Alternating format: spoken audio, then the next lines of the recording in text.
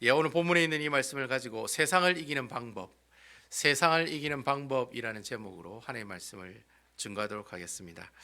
오늘 본문에 나오는 이 다니엘 6장 말씀은 너무나도 유명한 말씀이고, 제가 유튜브에 다니엘 6장 설교하고 이래 탁 치면은 엄청나게 많은 설교 동영상이 나와 있는 설교 본문 내용입니다. 그래서 여러분 오늘 본문에 나오는 이 다니엘 6장 말씀은요, 다니엘이 이제 사자굴에 들어갔다가 이제 살아났다는 그런 이야기가 나오는 내용이죠. 그래서 아마 이 주일학교에 좀 오래 다니셨거나 아니면 교회 오래 다니신 분은 삼척동자도 다 알고 있는 그런 말씀입니다. 대충 스토리가 어떻다는 거 다 알고 있는 말씀이죠. 제가 오늘 일부 예배 때 설교하는데 저희 아들 그 막내 은총이도 자기 이 내용 안다고 막 손들더라고요. 자기 이 내용 자기가 안다고. 제가 손들라고 얘기도 안 했는데 자기 내용 이거 안다고 막 손을 들더라고요. 그래서 그만큼 이제 이 내용이 이제 유명한 말씀이죠. 오늘 본문에 이 6장의 말씀이 나오기 전에 5장 앞에 이제 어제 말씀에 보면은 벨사살 왕이 죽는 장면이 나옵니다. 이 벨사살 왕은 바벨론의 마지막 왕입니다. 바벨론의 마지막 왕인데 그 성경 본문에 보니까 1,000명이나 되는 사람들을 불러놓고 이제 술 파티를 열죠. 파리를 엽니다. 마시자 이런 파티를 이제 열게 되는 거죠. 결국 그렇게 하다가 어떻게 됩니까? 메대와 바사의 연합군이 이제 기습 공격을 하게 됩니다. 기습 공격을 해서 결국에는 벨사살이 죽습니다. 죽게 되고, 그리고 결국에는 바벨론이라고 하는 큰 제국이 한때 그렇게 잘 나갔던 이 바벨론이라고 하는 제국이 쫄딱 망하는 내용이 5장 내용에 나오고 있다는 거죠. 그리고 이제 6장이 이제 본문의 말씀을 통해서 이제 하나님 말씀이 계속해서 진행되는 내용이 이제 오늘 본문에 나오는 내용이라고 할 수가 있습니다. 보통 그 성경 공부를 좀 공부를 하시는 분이라든지 아니면 다니엘서를 가지고 성경을 공부하시는 분들이 꼭 보면은 그런 질문을 드리세요. 제가 이 성경 공부를 인도할 때 보면 꼭 한 분씩 그런 질문을 해요. 목사님, 메대는 뭐고 바사는 뭐고 메대 바사는 뭐예요? 그리고 또 페르시아는 뭐예요? 이렇게 얘기하시는 분들이 있으세요. 좀 성경에도 보면은 메대 바사라는 말을 썼다가 메대랑 바사랑 따로 썼다가 또 나중에는 바사라는 말을 따로 쓰거든요. 이 바사가 이제 페르시아라고 하는 뜻입니다. 그래서 바벨론 제국이 망하고 난 다음에 세워진 큰 제국이 페르시아거든요. 그래서 페르시아의 첫 번째 왕이 고레스 왕입니다. 근데 오늘 보면은 다리오 왕이라는 사람이 나오거든요. 좀 아주 특이한 내용이 나와요. 그래서 제가 먼저 설명을 드리면 메대와 바사는 서로 따로따로 나라가 다른 왕이에요. 메대라는 나라가 있고 바사라는 나라가 있었는데 메대라는 나라가 훨씬 더 컸습니다. 아주 큰 나라고, 바사는 저 지방에 아주 조그맣게 있는 나라가 바사라고 하는 나라였어요. 근데 이 메대와 바사는 옛날부터 아주 친한 나라였습니다. 서로 이렇게 결혼 동맹이라고 그러죠. 메대에 있는 딸을 이 바사에 있는 아들에게 이렇게 캄베세스라고 하는 왕에게 딸을 시집을 보내요. 그래서 이 메대와 바사는 옛날부터 어떻게 해요? 서로의 친족간이었습니다. 친족간. 그래서 이 캄베세스가 난 아들이 바로 고레스고요. 이 고레스는 또 오늘 본문에 나오는 이 다리오 왕의 딸이 있어요. 그 딸과 결혼을 하게 돼요. 그러니까 결국에는 이 고레스 왕의 장인어른이 누구냐면 바로 이 다리오 왕입니다. 아시겠죠? 그러니까 이 메대와 바사가 연합군이 바벨론을 공격했다고 그러잖아요. 그러니까 장인어른이 나를 따라라 이러니까 바사국이 비록 나라는 다르지만 바사국에 있는 이 고레스 왕이 어떻게 합니까? 장인어른이 갑시다 이러니까 어떻게 해요? 아이고 장인어른 알겠습니다. 따라가겠죠. 서로 결혼 동맹이 돼 있으니까. 그래서 메대와 바사 연합군이다 그렇게 얘기를 하고 있어요. 그래서 메대와 바사가 연합을 해서 싸움을 하러 갔는데 여러분 오늘 그 앞에 있는 본문에도 보면은 5장 31절에 보면 메대 사람 다리오가 나라를 얻었는데 그때 다리오는 62세였더라 그렇게 돼 있어요. 그러니까 여러분 메대가 나라를 크지만은 이 그 다리오 왕이 그 당시 그 다리오 왕이 나이가 62였어요. 그러니까 62살이었어요. 62살이기 때문에 그 당시 62살이면 굉장히 늙은 나이거든요. 근데 은퇴할 나이인데 전쟁을 나간 거예요. 근데 그 전쟁의 대부분이 이제 굳은 일을 감당한 사람은 바로 바사라고 하는 나라의 사위인 고레스 왕이었습니다. 그래서 고레스가 젊으니까 아무래도 장인어른이 전쟁 나간다니까 도와주러 나간 겁니다. 그래서 고레스가 좀 힘을 많이 썼겠죠. 아무래도 젊은 사람이다 보니까. 그리고 고레스가 역사의 기록에 보면 굉장히 똑똑했다. 똑똑했기 때문에 이 메대 사람들이 이 캄비세스의 아들 고레스를 죽이려고 암살하려고 몇 번 시도도 했습니다. 너무 똑똑하니까 아마 이 고레스가 우리나라를 잡아먹을 수 있다 그런 생각을 했던 것 같아요. 그래서 이제 고레스가 이제 산전수전 공중전 다 겪고 어쨌든 이 메대 장인어른이 싸움하러 나간다니까 같이 나간 거예요. 같이 나가가지고 그 바벨론을 쫄딱 망하게 한 겁니다. 쫄딱 망하게 하고 난 다음에 이제 메대 왕인 이 다리오가 나이가 많으니까 연장자니까 이 고레스가 뭐라고 했겠습니까? 장인어른 먼저 왕 하시죠. 이렇게 양보를 한 거예요. 그래서 양보를 했기 때문에 오늘 본문의 말씀에 보면 뭐라고 되어 있습니까? 그 5장 31절에 보시면 그 앞에 내용에 제가 읽지는 않았습니다만 메대 사람 다리오가 나라를 얻었는데라고 되어 있어요. 보통 보면은 다리오가 나라를 세웠는데라고 하는 게 맞거든요. 근데 얻었는데라는 표현을 써요. 이게 왜 얻었는데라는 표현을 썼냐면은 이름 얻었다란 말이 히브리어로 뭐냐면 받았다라는 뜻을 가지고 있어요. 히브리어에 보면은. 그러니까 메대 왕 다리오가 어떻게 해요? 나라를 얻었다라는 그 표현을 받았다라는 표현을 쓰고 있는 거예요. 이 말이 무슨 말이냐면 메대 바사가 연합군으로 바벨론을 이겼지만 그 당시 그 연합군의 실세가 누구였다는 겁니까? 바사국의 고레스 왕이었다는 거예요. 사위였다는 거예요. 근데 사위가 왕이 될 수가 있었어요. 메대와 바사 연합군의 왕이 될 수가 있었어요. 근데 이 사위가 이 장인어른한테 양보한 거예요. 어르신이 먼저 왕 하세요. 이래 장유서가 이제 나온 거죠. 그래서 그래가지고 메대 왕인 다리오가 메대 바사 연합을 한 그 나라의 첫 번째 왕이 되는 겁니다. 아시겠죠? 그러다가 2년이 지난 다음에 이 다리오 왕이 죽습니다. 지금 오늘 본문에 나오는 이 사자구를 던진 이 다리오 왕이 2년 뒤에는 죽어요. 죽고 난 다음에 이제 누가 왕이 됐겠습니까? 이제 사위인 바사국의 고레스가 왕이 된 거예요. 이게 바사란 뜻이 페르시아란 뜻이거든요. 그러니까 메데 바사라고 하는 내용이 나올 때는 페르시아가 있기 전에 중간 임시적으로 있었던 나라의 왕이었다라고 생각하시면 돼요. 그러니까 과도기적인 나라의 왕이었다고 하는 것이죠. 그러니까 여러분 이 페르시아의 첫 번째 왕은 역사책의 기록에 보면 이 고레스 왕이 1대 왕이라고 얘기를 하거든요.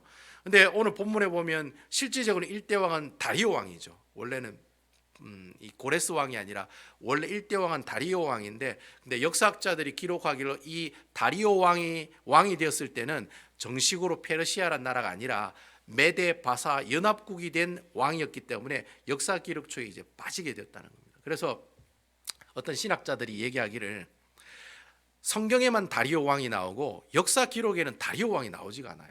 왜냐하면 페르시아 1대 왕은 이 고레스 왕이라고 분명히 기록되어 있기 때문에 신학자들이 처음에 연구를 할 때 다리오 왕이 역사의 기록이 안 나오니까 이거 성경에 분명히 잘못 기록한 내용이다라고 생각을 했었어요. 그래서 어떤 사람들은 이 다니엘서를 구약 성경 39권에서 빼야 된다라고 주장하는 사람들이 있었어요. 그런 사람들도 있었어요. 왜냐하면은 다리오 왕이라는 사람이 역사적으로 나오지 않기 때문에. 근데 나중에 역사 유물들이 발견이 돼요. 이 고레스의 장인어른인 다리오라고 하는 사람이 있었다라는 그런 유적이 나오게 됩니다. 그래서 이 성경에 있는 내용이 가짜가 아니라 진짜다. 메데 바사국의 연합국의 첫 번째 왕은 다리오 왕이었다라는 사실이 밝혀지게 돼요. 결국 그래가지고 이제 다니엘서가 구약 성경에서 뭐 빼자라는 얘기가 이제 더 이상 나오지 않게 되었다라는 거죠. 어쨌든 뭐 이런 내용들 때문에 페르시아 얘기하기 전에 항상 무슨 내용이 나와요? 메데 바사라고 하는 처음에 이렇게 연합이 된 나라의 모습들이 먼저 나오고 그 나라의 첫 번째 왕이 누구예요? 고레스의 장인어른인 다리오 왕이 나왔다라고 하는 겁니다. 그래서 다리오 왕은 2년 만에 죽었기 때문에 결국에는 고레스가 페르시아 즉 바사국의 왕이니까 자기 나라의 이름을 따가지고 메데 바사란 말을 쓰지 않고 어떻게 해요? 장인어른의 나라인 메데라는 나라를 안 쓰고 자기가 있는 나라의 이름을 쓴 거예요. 그게 이제 페르시아라고 하는 나라 이름입니다. 그래서 고레스는 페르시아의 첫 번째 왕이다. 그렇게 역사적으로도 기록을 그렇게 하고 있어요. 제가 여러분들에게 구구절절하게 왜 메데 바사가 나오고 메데가 나오고 바사가 나오고 또 페르시아가 나오느냐에 대한 궁금증을 여러분들에게 쭉 이렇게 설명을 해드렸습니다. 요거 가지고 오늘 본문 내용을 보시면 여러분 이해가 쉽게 된다라고 하는 겁니다. 아시겠죠? 그래서 그런 내용을 가지고 오늘 본문에 보시면 무슨 내용이 나옵니까? 오늘 본문의 내용에 보면은 다리오가 이제 왕이 되었죠. 그죠? 이제 메데바사 연합국인 다리오가 이제 왕이 되었으니까 그 다리오 왕이 이 큰 바벨론 나라를 통치해야 되지 않습니까? 바벨론이 엄청나게 큰 나라였거든요. 중동 전체 지방과 그리고 이 이스라엘 지역과 애굽까지 통치하는 큰 제국이었어요. 근데 그 제국을 메데 바사가 무너뜨린 거예요. 그러니까 장인어른과 사위가 서로 합동을 해가지고 무너뜨린 거죠. 그러니까 이 다리오 왕이 되면서 이 큰 나라를 다스리려고 120명의 고관을 두었다라고 오늘 성경을 얘기하고 있어요. 그러니까 120명의 이제 관리들을 파견해가지고 다 놔둬놨다는 거죠. 그리고 120명을 관리할 수 있는 총리를 3명을 뒀다라고 성경을 얘기하고 있어요. 그 3명 중에 누가 들어갔느냐? 다니엘이라고 한 사람이 들어간 거예요. 정말 대단한 거죠. 원래 이 다니엘은 바벨론의 포로로 온 사람이잖아요. 바벨론 사람도 아니고 메데 바사 사람도 아니에요. 페르시아 사람도 아니에요. 근데 포로로 온 사람인데 너무 바벨론 다니엘이 너무 뛰어난 거예요. 그리고 너무 탁월하기도 하고, 그리고 또 바벨론의 아주 유명한 인사였습니다. 인사. 여러분 아주 유명한 사람이었습니다. 그렇기 때문에 이 다리오 왕이 이 다니엘을 딱 보니까 너무 똑똑한 사람이거든요. 그러니까 그 사람을 총리로 세워서 중용했어요. 그래서 이 다니엘이 이제 이 큰 메데바사라고 하는 큰 나라의 3명의 총리 안에 들어가는 사람이 되었다는 거죠. 그런데 여러분 이 메데바사의 총리로 이 다니엘이 포함이 됐을 때 주위에 있는 페르시아 사람들이 좋아했을까요? 싫어했을까요? 싫어했을까요? 좋아했을까요? 싫어하죠. 당연히 싫어하죠. 저거는 말이야 바벨론 사람도 아니고 바벨론 포로로 온 유대 민족인데 유대인이 어떻게 우리를 지배하는 총리가 될 수 있겠냐. 그렇게 시기 질투를 하기 시작했다는 거예요. 결정적인 것은 이 다리오 왕이 이 새 총리를 보니까 다니엘이 너무 똑똑한 거예요. 그래서 이 다니엘을 이 새 총리의 우두머리로 세울 계획을 가지고 있었다는 거예요. 그런 계획을 가지고 있다는 사실을 누가 알아요?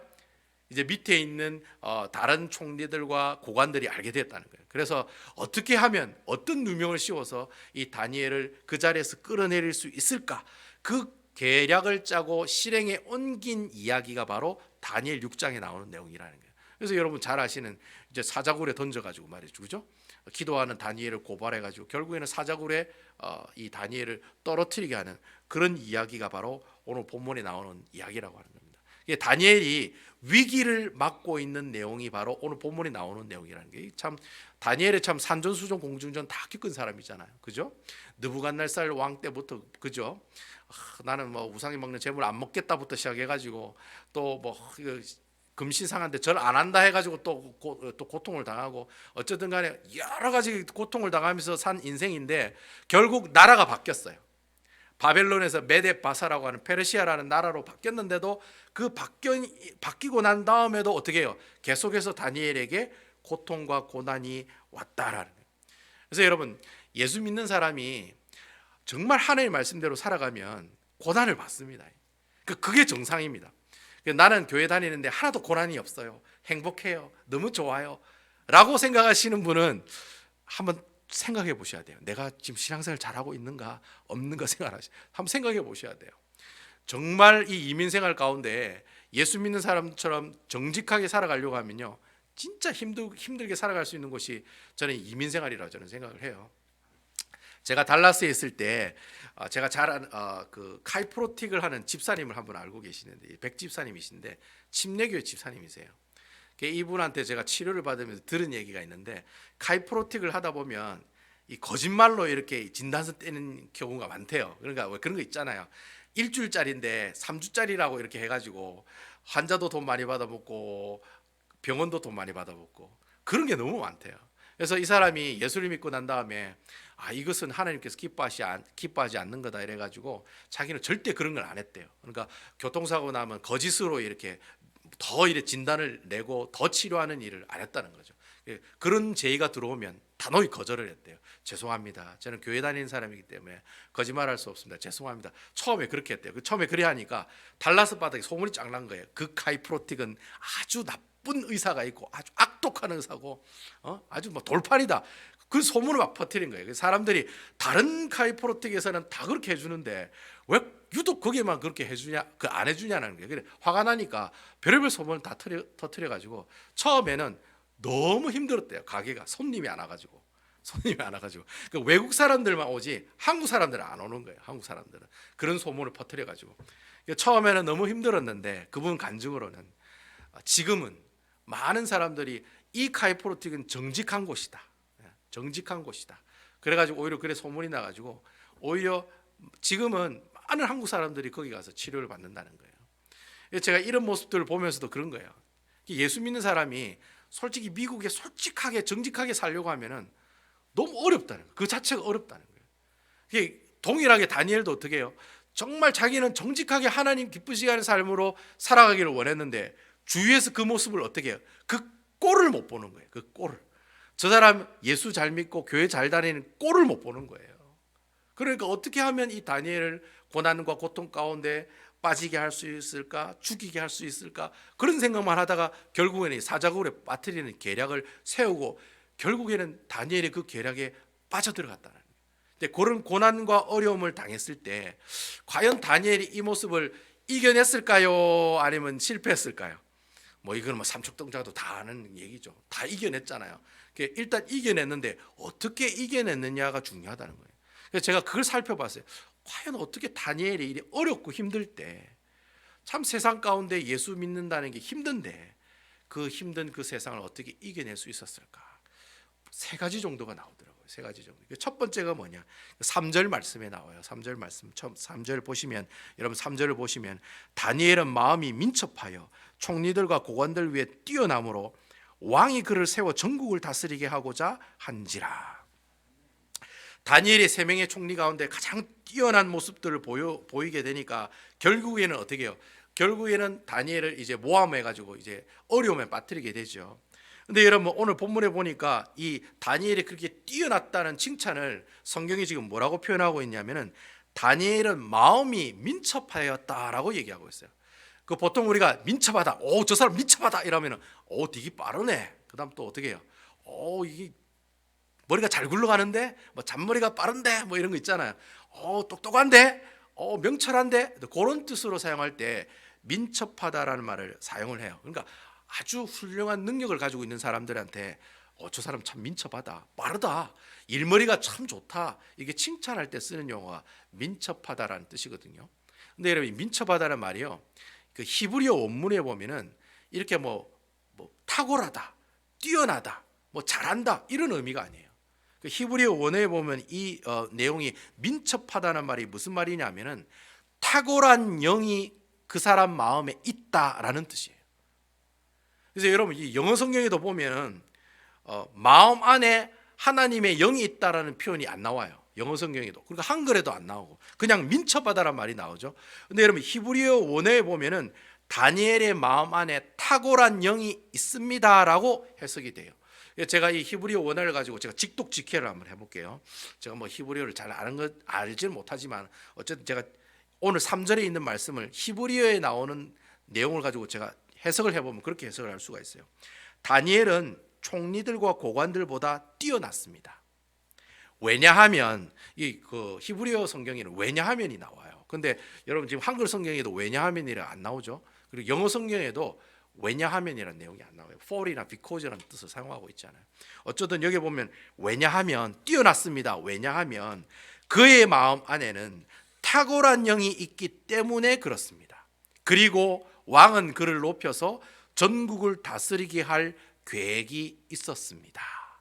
이 제가 금방 지금 해석한 이 내용이 히브리에 나오는 내용을 직독직했을 때 나오는 내용이에요.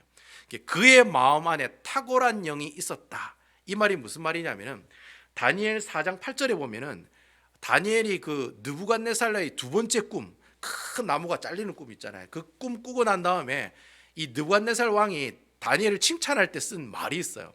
그 말이 다니엘 4장 8절에 보면 나와요. 그 4장 8절에 무슨 말이 나오냐면은 그 안에는 거룩한 신들의 영이 있는 자다.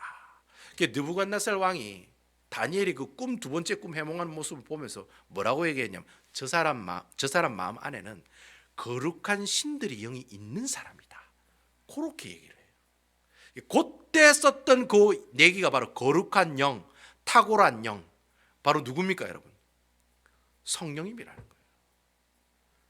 거예요. 결국 그 마음에 탁월한 영이 있었습니다. 이 말을 다른 말로 얘기하면 성령님이 다니엘의 마음 안에 어떻게 해요? 계셨다라는 거예요.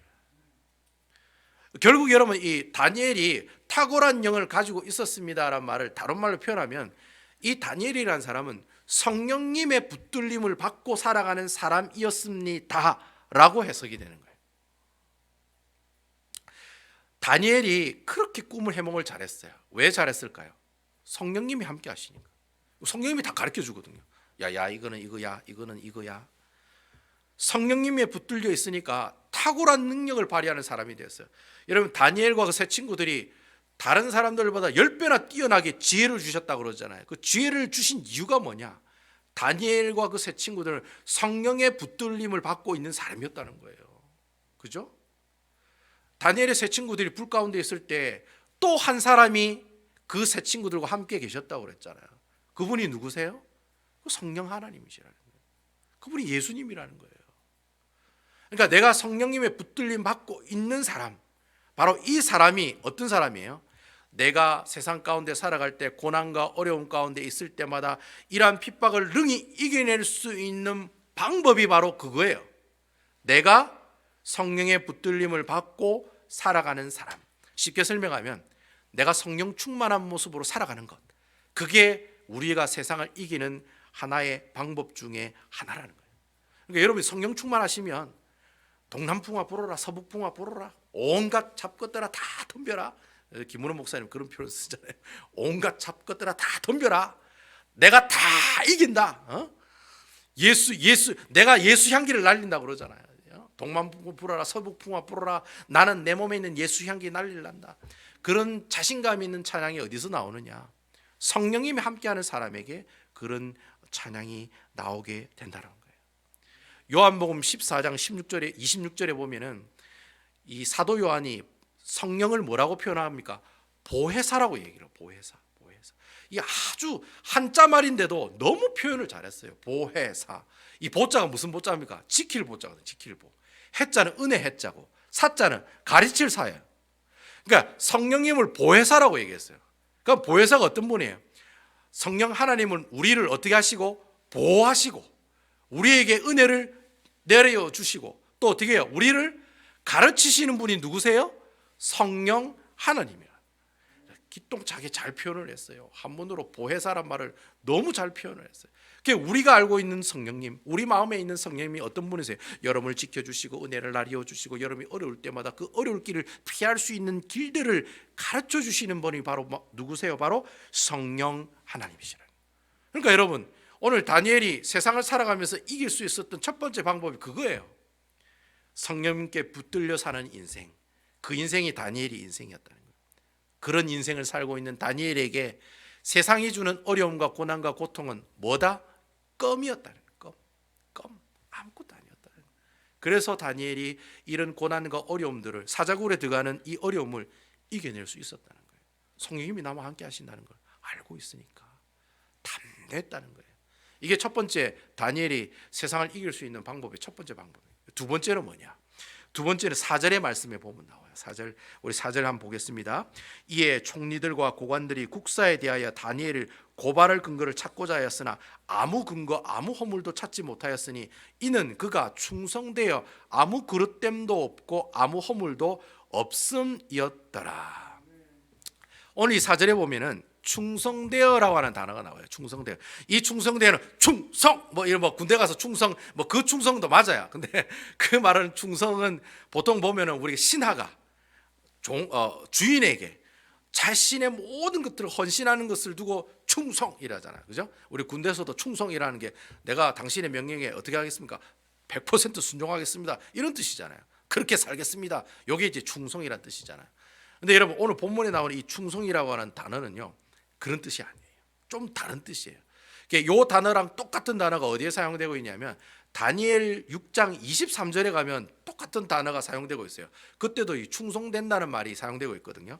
그 23절에 보면 그런 내용이 있어요. 왕이 심히 기뻐서 명하여 다니엘에게 굴에서 올리라. 이제 다니엘이 살았어요. 그래서 굴에서 올리라 하매 그들이 다니엘을 굴 속에서 올린즉 그의 몸이 조금도 상하지 아니하였으니 이는 그가 자기 하나님을 믿음이었더라. 그렇게 되어 있어요. 믿었다, 믿음이었더라라는 말이 충성되다란 말하고 똑같은 단어예요.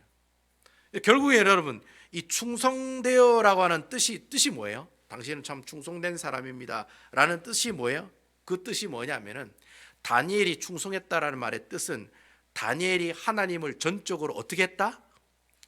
믿었다는 말이에요. 신뢰했다는 말이에요. 그래도 영어에도 보면은 trust라고 합니다. trust. 다니엘이 세상을 이길 수 있었던 두 번째 방법이 그거예요. 모든 것들 하나님의 뜻에 자기의 몸을 다 맡겨버렸다는 거예요. 죽이시든지 살리시든지 알아서 하세요 하면서 사자굴에 던져줬다는 거예요. 그게 뭐냐? 하나님을 믿었더라, 하나님의 충성된 종이었더라 라는 표현의 단어와 같은 뜻이다라고 하는 거예요. 결국에는 다니엘이 어려운 가운데 있을 때 그 어려움을 이길 수 있었던 그 방법이 뭐였냐면은 자기가 그 상황에 있을 때 자기 머리로, 자기 뜻으로, 자기 의지로, 자기 명철로 그 상황을 이겨보려고 애를 쓴 사람이 아니었다는 거예요. 모든 걸 누구에게 맡겨요? 다 주님께 맡기는. 주님이 알아서 하세요. 우리 가정에 풍지풍파가 왔어요. 주님이 알아서 하세요. 집구석이 막 완전 홀싹 망했어요. 주님이 알아서 하세요. 내 자녀가 앞길이 막혔어요. 주님이 알아서 하세요. 그냥 맡겨드리는 거예요. 제 환경, 제 고난, 제 어려움, 제 처지, 제 상황, 제 실정 주님이 더 잘 아시잖아요. 모든 걸 주님께 어떻게 합니다? 의탁합니다. 의지합니다. 다 내려놓겠습니다. 다 던지겠습니다. 주님이 알아서 하십시오. 이게 바로 충성되어라고 하는 단어의 뜻이에요. 이게 다니엘이 그 어려운 가운데서도 그래 능히 이겨낼 수 있었던 요인이 바로 그는 충성된 사람이었다는 거예요. 인생 자체가 모든 걸 다 어떻게 해요? 주님께 다 의탁하고 주님께 다 신뢰하고 주님께 다 어떻게 해요? 맡겨드린 사람이 바로 다니엘이었다는 거예요. 그래서 그 사람이 세상을 이길 수 있는 힘이 있었다는 거죠. 여러분 결혼하실 때 여자분이 남자분한테 뭐라고 얘기합니까? 자기 나 책임져. 그래가지고 결혼했다 아닙니까? 안 그렇습니까? 남자 쪽에서 여자 쪽한테 당신이 나 책임져야 하고 그래가 결혼하셨습니까? 뭐 여자분이 능력이 많으시면 그렇게 얘기할 수 있겠죠. 여러분 보통 결혼하실 때 보면은 자기가 내 책임져 이러잖아요. 그때 책임지란 말이 바로 충성된다라는 말이에요. 모든 걸 그 남편한테 다 내 몸뚱아리 다 당신한테 맡길 테니까 당신이 알아서 해. 당신이 나 먹고 살리든지 당신이 죽이든지 알아서 해. 그래서 여러분 결혼을 하잖아요. 서로 책임지시면서 서로 도와주시면서 그게 바로 또 결혼 생활이잖아요. 그래서 여러분 다니엘이 하나님한테 그렇게 얘기한 거예요. 하나님이 다 책임지세요. 그렇게 한 거예요. 하나님 다 책임지세요. 저 다 책임져 주세요. 제 자녀 주님이 책임져 주세요. 제 상황, 제 어려운 거 아시죠? 주님이 책임져 주세요. 그렇게 책임져 주세요라고 하는 얘기가 다니엘이 하나님께 충성되어라는 표현으로 사용되고 있다는 거예요. 그래서 이 두 번째 방법이 바로 그거예요. 하나님께 모든 걸 맡겨드렸을 때 그때 하나님이 다니엘을 어떻게 하셨다? 이 세상을 이길 수 있는 힘을 주셨다는 거예요. 이게 두 번째 세상을 이기는 방법이에요. 마지막 세 번째가 뭐냐? 세 번째가 10절에 나와요. 10절에 보면 다니엘이 이 조서에 왕의 도장에 찍힌 것을 알고도 자기 집에 들어가서는 윗방에 올라가 예루살렘으로 향한 창문을 열고 전에 하던 대로 하루 3번씩 무릎을 꿇고 기도하며 그의 하나님께 감사하였더라. 아이고 이 말씀 가지고 설교하시는 목사님들 많더라고요. 기도할 때 모든 것으로 감사함으로 기도하라 뭐 그렇게 설교하시는 분들이 굉장히 많으시더라고요. 저는 이 말씀을 보면서 다니엘이 하루에 3번 기도했다라는 말보다는 어떤 말씀이 은혜가 됐냐면 전에 하던 대로 이 말씀이 저는 은혜가 되더라고요. 전에 하던 대로 창문을 열고 전에 하던 대로 하루 3번씩 무릎 꿇고 기도하며 하나님께 감사하였더라. 다니엘이 가지고 있는 신앙의 무기 중에서 가장 큰 무기가 뭐냐면은 꾸준함입니다. 꾸준함. 처음부터 끝까지 머리부터 발끝까지 어떻게 해요? 자기가 죽을 것 뻔히 알면서도 전에 하던 대로 뭐 했다? 기도했다는 거예요. 꾸준하게 기도했다는 거예요. 그냥 막 달랑 기분 좋아가지고 할렐루야 하나님 감사합니다 한 번 감사한 게 아니라 자기에게 환난이 와도 하나님께 감사기도, 자기에게 복이 와도 하나님께 감사기도, 꾸준히 전에 하던 대로 꾸준히 하나님께 기도했다. 그래서 제가 이 말씀을 보면서 저는 성경을 보면서 이렇게 질문을 많이 해요. 하나님한테 질문. 여러분들 그 방법을 쓰세요. 여러분 목숨을 걸고 기도했던 다니엘의 모습들을 보면서 무슨 궁금증이 들었냐면 도대체 다니엘이 이렇게 목숨을 걸고 기도할 만큼 과연 무엇이 있었기 때문에 그가 이래 목숨을 걸고 기도를 했을까? 도대체 빽이 뭘까? 도대체 힘이 뭘까? 어떤 능력과 힘 때문에 다니엘이 이렇게 자신감 있게 하던 대로 네 기도하면 죽어라고는 그 분명한 그 조서의 내용을 알고도 어떻게 해요? 알고도 전에 하던 대로 어떻게 하루에 3번씩 창문을 열고 하나님 앞에 감사하며 기도했다는 거예요. 도대체 그 감사의 기도를 드릴 수 있었던 원인이 뭘까? 예? 제가 옛날에 그 달라스의 학교에 그 DBU라는 학교에 다녔는데요. 달라스 베프티스트 유니버시티라는 학교가 있었어요. 근데 그 학교가 참 재밌는 사연이 있어요. 그 학교가 원래 그 달라스 땅에 학교를 세우려고 땅을 팠는데 거기서 뭐가 나왔게요? 예? 지름이 나온 거예요. 지름. 어르신 말대로 지름이 나온 거예요. 기름이 나온 거예요. 가스가 나온 거예요. 예? 학교 지으려고 땅 팠는데 기름이 나온 거예요. 그 땅에서. 제가 다녔던 그 학교에.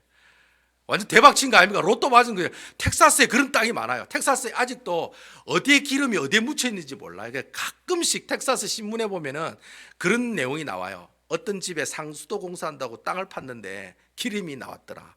대박 났다. 이런 기사가 가끔씩 한 번씩 나와요. 신문에. 그러니까 텍사스라는 땅이 얼마나 넓었으면 아직까지 기름이 어디 있는지 잘 몰라요. 그러니까 내가 땅이 있는데 그냥 막 내가 지하수 팔려고 그냥 땅 팠는데 기름이 나온 거예요. 그런 사람들이 엄청 많다니까요. 그래서 그 학교도 그렇게 학교 지으려고 땅을 팠는데 기름이 나온 거예요. 그래서 그 기름 나온 그 땅을 팔고 옆에 땅보다 더 큰 땅을 사가지고 엄청나게 많은 건물을 세우고도 뭐가 남아요? 쩐이 남았다는 거예요. 돈이 남았다는 거예요. 아직도 그 가스가 나와요. 제가 알기로는 뭐 계약을 할 때 학교에 운영되는 모든 버스의 가스는 그쪽 가가지고 기름을 다 받아온다 뭐 그렇게 계약을 했다는 그런 소문이 있더라고요. 그게 사실인지 아닌지 내가 잘 모르겠지만 하여튼간에 하여튼 그럴 정도로 하여튼 여러분 내가 살고 있는 땅 밑에 기름이 있으면 든든해요, 든든 안 해요? 든든하죠. 내가 지금 침대 밑에 자는데 침대 밑에 10,000불이 있다고 생각해 보세요.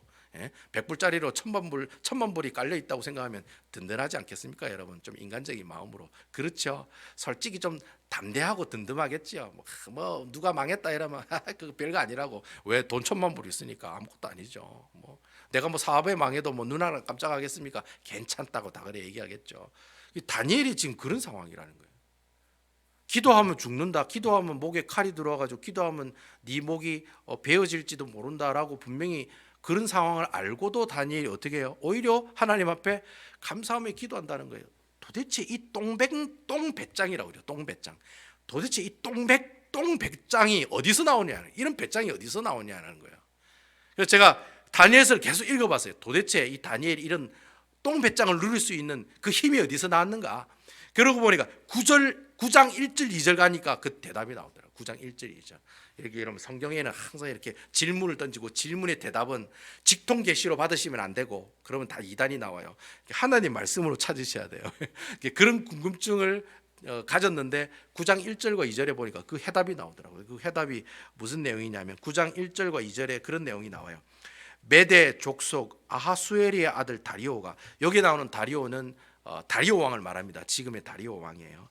갈대아 나라 왕으로 세움을 받은 첫 해 곧 그 통치 원년에 나 다니엘이 책을 통해 여호와께 말씀으로 선지자 예레미야에게 알려주신 그 연수를 깨달았나니 곧 예루살렘의 황폐함이 70년 만에 그치리라 하신 것이라.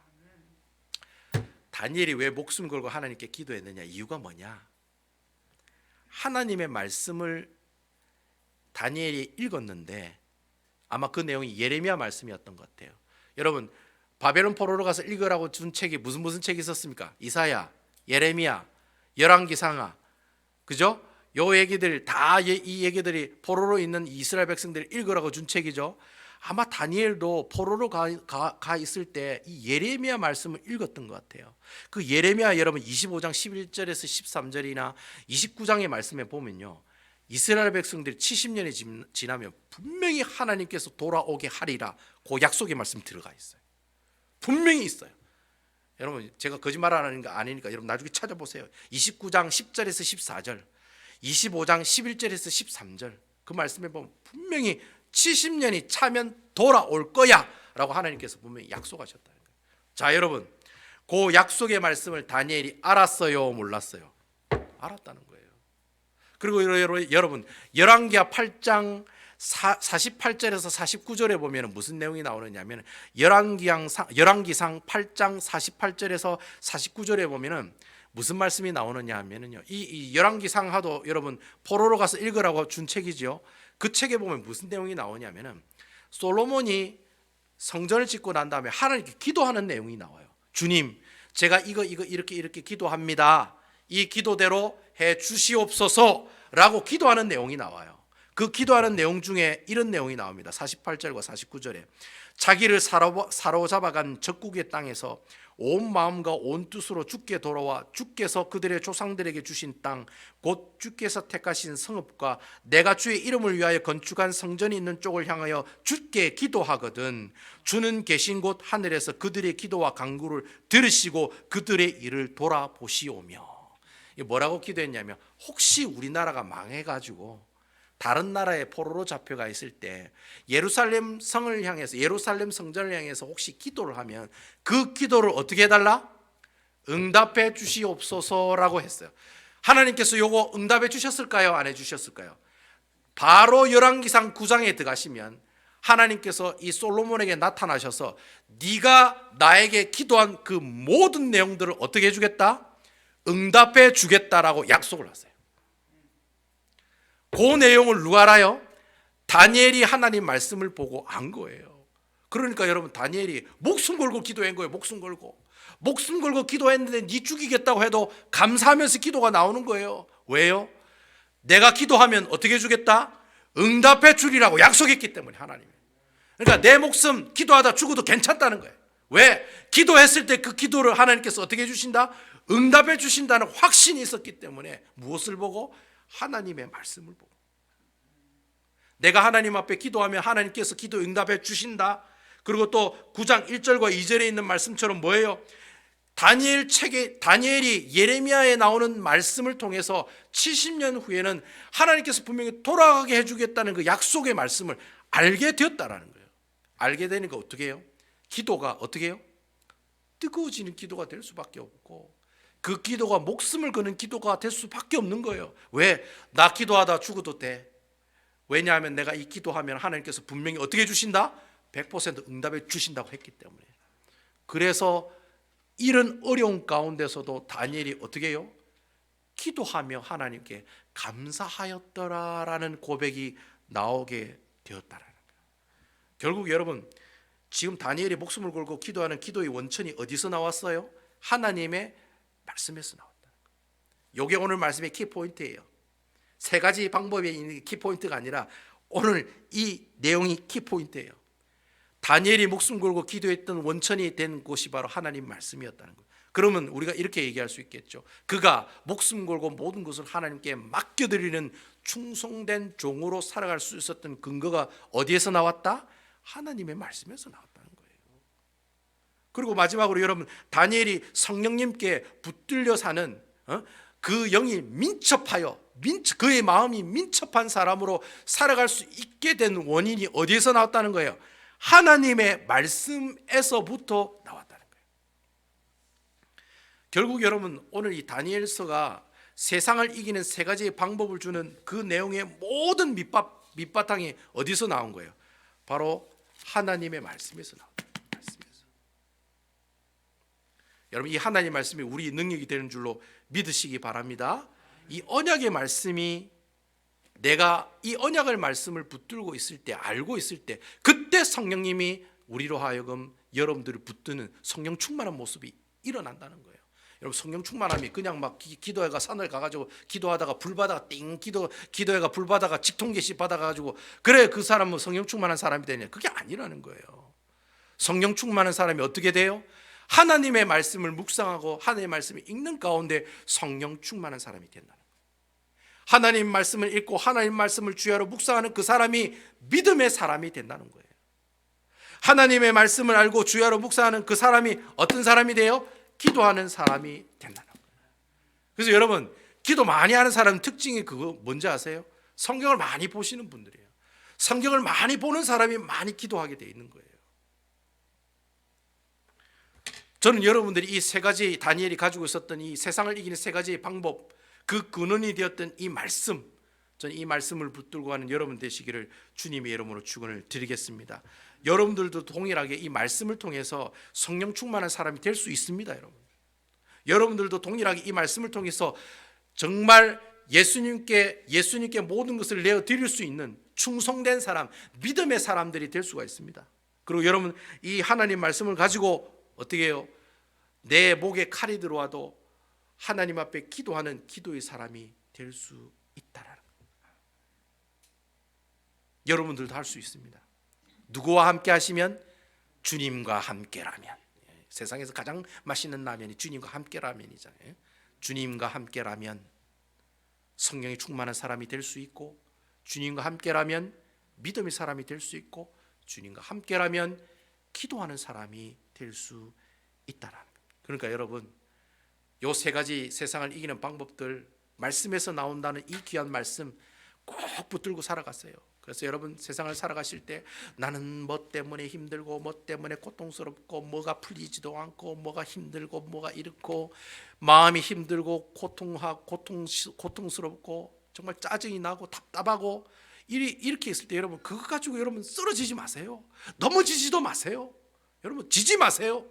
오히려 하나님께서 우리에게 주신 이 말씀을 통해 주신 이 세 가지 세상을 이기는 방법, 성령 충만함, 믿음의 사람, 기도의 사람, 이 모든 것들이 하나님의 말씀으로 나는 다 이길 수 있다, 승리할 수 있다, 이런 마음을 가지고 여러분 담대하게 여러분 나아가시면 다니엘이 가지고 있었던 모든 역사가 나의 역사가 될 줄로 믿으시기 바랍니다. 다니엘이 가지고 있었던 그 기적의 역사 우리에게도 나타나는 거예요. 그렇다고 여러분 사자굴에 뛰어들 절대로 안 됩니다. 절대 내가 사자굴에 뛰어들라는 말은 아니에요. 그런 어려움과 시험과 환난 가운데 있을 때 하나님의 말씀에 의지하면 다니엘이 가지고 있었던 그 세 가지 방법을 통해서 어떻게 해요? 승리하는 삶을 살아갈 수가 있다는 거예요. 그러니까 예수 믿는 사람들 세상 가운데 어려움과 핍박이 오고 고난이 와도 감사할 수 있는 이유가 바로 여기에 있다는 거예요. 저는 아무쪼록 이런 하나님의 귀한 언약의 말씀을 가지고 정말 맨날 사탄에게 주 터지는 인생이 아니라 맨날 사탄을 향해서 이기는 여러분 되었으면 좋겠습니다. 그리고 여러분들 그 이기는 모습을 통해서 하나님께 감사와 영광과 찬양을 돌리시는 아름다운 우리 베다니 교회 성도 여러분 되시기를 주님의 이름으로 축원드립니다.